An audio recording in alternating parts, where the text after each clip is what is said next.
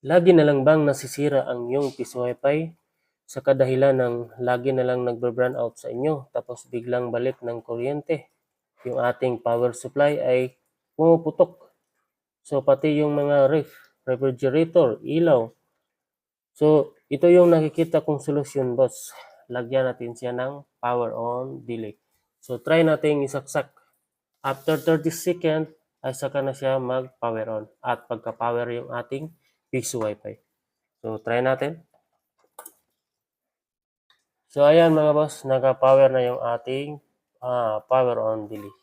So after 30 second ay saka na siya magka-power yung ating piso wifi. So ako nga pala boss ay naka-VLAN setup, naka-LPB piso wifi. Then naka-VLAN. Ang VLAN kong ginagamit ay itong TP-Link SG50105E. Ayan. So ayan boss, naka-power on na yung ating piso wifi. So pagka namatay na yung ating ilaw sa ating pin slot, so ibig sabihin ay nag-boot up na yung ating piso wifi. Pwede na siyang hulugan.